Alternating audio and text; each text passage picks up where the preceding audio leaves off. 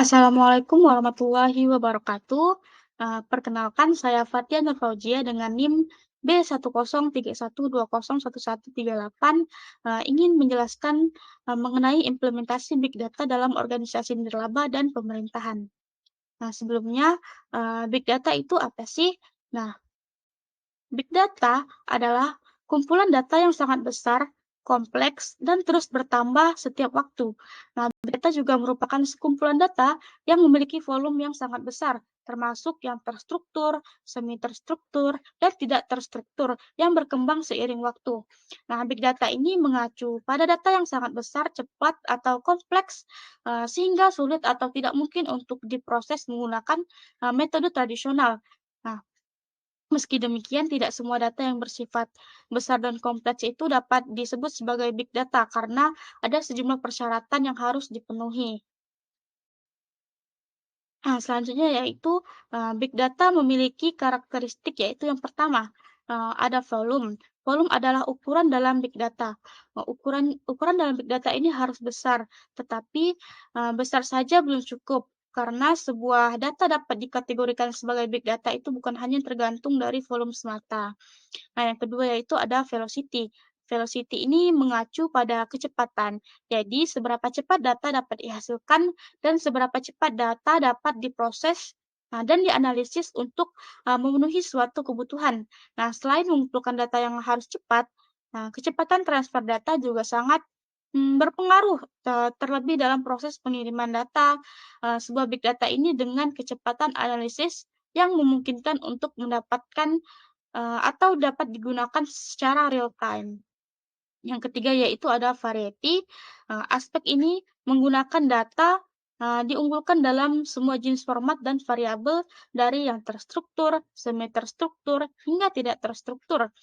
Yang keempat yaitu ada veracity. Veracity ini tingkat akurasi dalam hal pengumpulan data dan seberapa akurat data yang dikumpulkan dan value mengacu pada nilai dari datanya. Nah, tentu saja semua hal yang tidak memenuhi persyaratan itu tidak dapat disebut sebagai big data. Nah, big data ini bukanlah, ilmu statistik sederhana, bukan cuma tabel, dan bukan grafik yang berisi angka-angka saja, tapi big data ini diperlukan data saintis profesional untuk dapat mengelola dan menganalisis data ini. Selanjutnya yaitu adalah, definisi dari organisasi nirlaba. Menurut PSAK nomor 45, pengertian dari organisasi nirlaba ini adalah organisasi non-profit yang memperoleh sumber daya yang berasal dari sumbangan pihak anggota. Organisasi nirlaba adalah eh, organisasi yang mendukung suatu kebijakan atau memecahkan masalah penting yang terjadi di suatu negara. Nah, dengan tujuannya yang tidak komersial atau tidak menarik perhatian terhadap sesuatu yang bersifat mencari keuntungan, organisasi nirlaba ini bisa terbentuk dari organisasi keagamaan, organisasi politik, rumah sakit, sekolah negeri, dan organisasi lainnya. Nah, para penyumbang ini juga tidak mengharapkan keuntungan yang akan diperoleh dari organisasi ini berkembang. Namun, eee, organisasi ini menerima hasil pendapatan jasa yang diberikan publik atau dari kegiatan investasinya. Selanjutnya yaitu, implementasi big data pada organisasi nirlaba, yaitu yang pertama ada pada rumah sakit. Nah, teknologi Hadoop ini memantau kondisi vital pasien di beberapa rumah sakit di seluruh dunia. Telah menggunakan Hadoop ini, untuk membantu stafnya bekerja secara efisien dengan big data. Tanpa Hadoop ini, sebagian besar sistem layanan kesehatan hampir tidak mungkin menganalisis data yang tidak terstruktur. Contohnya yaitu Children Healthcare of Atlanta, merawat lebih dari 6.200 anak di unit ICU mereka. Rata-rata, durasi tinggal di ICU-nya itu bisa dari 1 bulan hingga 1 tahun. Nah, Children Healthcare of Atlanta ini menggunakan sensor di samping tempat tidur yang membantu mereka terus melacak kondisi vital pasien seperti tekanan darahnya, detak jantungnya, dan pernafasannya. Sensor ini menghasilkan data yang sangat besar dan sistem yang lama tidak mampu untuk menyimpan data yang data tersebut lebih dari 3 hari karena terkendala dari, biaya storage-nya. Padahal rumah sakit ini perlu menyimpan tanda-tanda vital tersebut untuk dianalisa. Nah, jika, ada perubahan pola, maka perlu ada alert untuk, tim dokter dan asisten lain. Nah, sistem tersebut berhasil diimplementasikan dengan menggunakan komponen, ekosistem Hadoop, yaitu ada Hive, Flume, Scope, Spark, dan Impala. Nah, yang kedua yaitu, pada sekolah. Nah, big data ini dapat digunakan, untuk menerapkan pendaftaran siswa baru berbasis online melalui portal pendaftaran peserta didik baru atau PPDB. Karena, sudah menggunakan sistem PPDB ini membuat calon peserta didik ini, tidak perlu mengambil dan mengisi formulir pendaftaran secara langsung, tetapi bisa dilakukan secara online. Nah, pemerintah menetapkan sistem zonasi yang mengharuskan calon peserta didik ini menempuh pendidikan di sekolah yang letaknya dalam radius terdekat, atau domisilinya dari masing-masing peserta didik itu. Nah, data-data yang di-input di PPDB akan diolah di portal PPDB dan, hasil pengolahan data tersebut, akan membantu menampilkan rekomendasi sekolah terdekat sesuai dengan domisili calon peserta didik itu. Nah, dengan itu peserta didik tidak perlu bingung, akan ke sekolah mana. Nah, dengan big data ini membantu pemerintah dalam menyimpan data-data individu calon peserta didiknya. Terus ada perpustakaan. Perpustakaan ini dimanfaatkan untuk menyimpan jurnal-jurnal penelitian, e-book dan berbagai karya tulis dari berbagai penulis. Nah, perlunya, penyimpanan data yang besar dan proses pencarian yang sangat cepat dibutuhkan berbagai perpustakaan yang memudahkan para pembacanya. Nah, selanjutnya itu ada organisasi politik.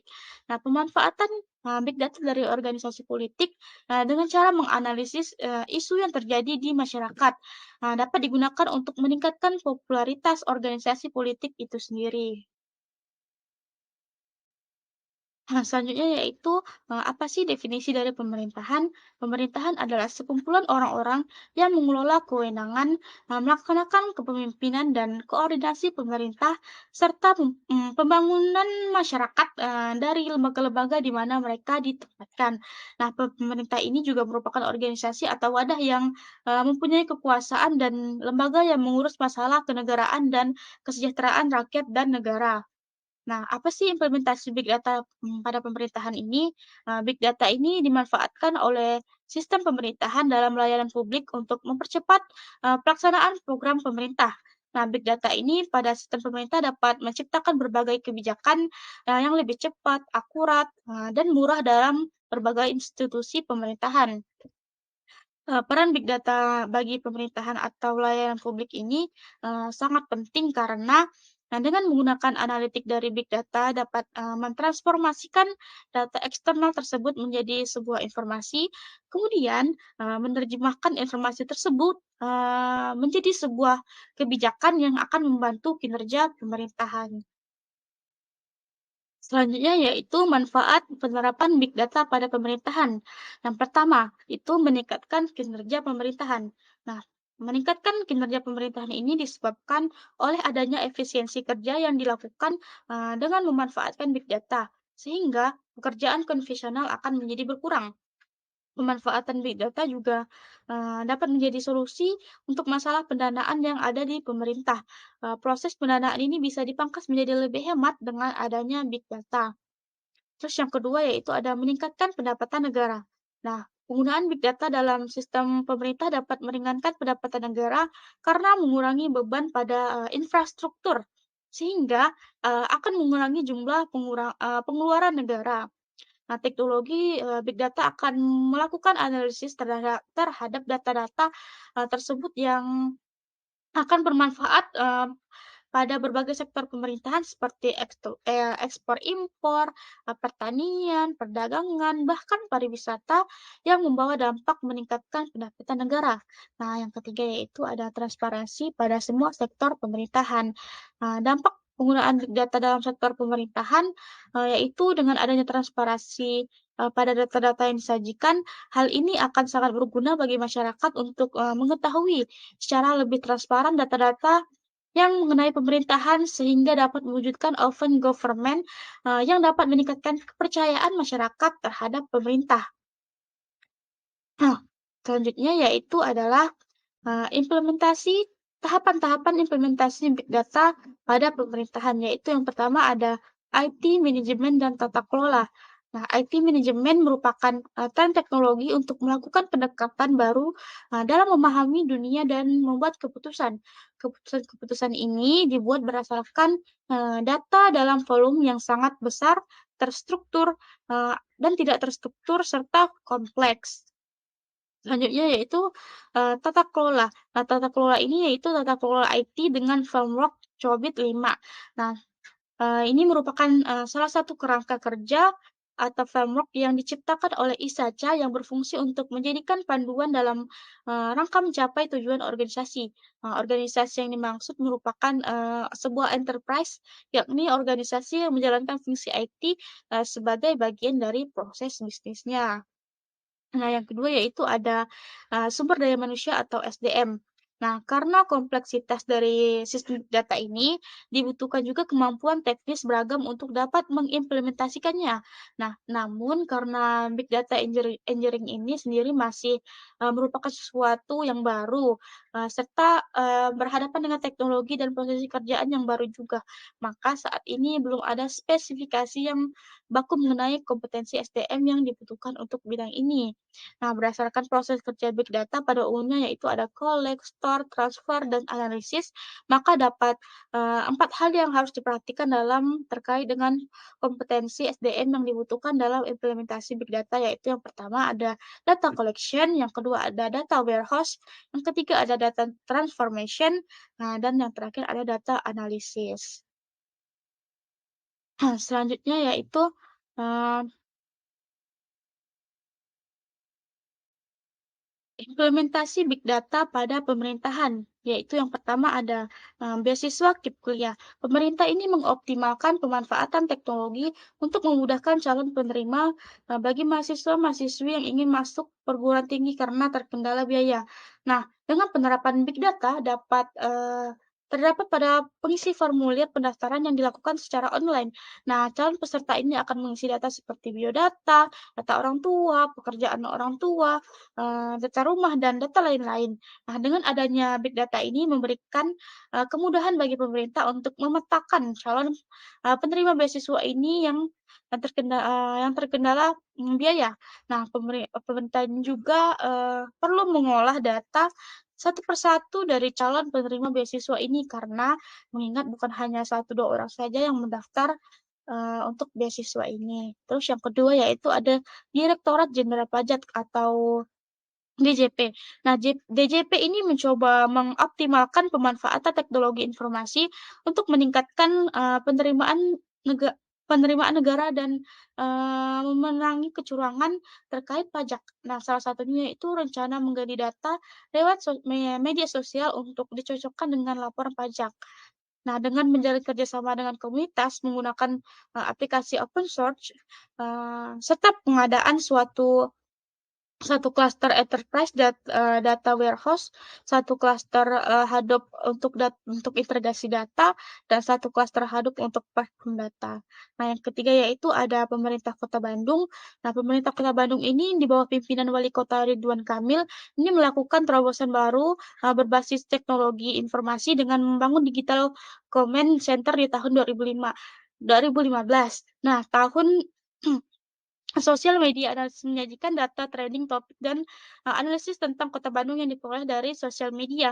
Nah, layanan ini akan mendukung Pemkot Bandung untuk mengetahui topik terhangat yang dibahas masyarakat Bandung untuk saat ini dan membantu memetakan masalah yang terjadi di setiap kecamatan. Nah, dengan demikian, pemerintah dapat melakukan evaluasi terhadap program dan kebijakan berdasarkan respon masyarakat dan, memudahkan mengambil keputusan.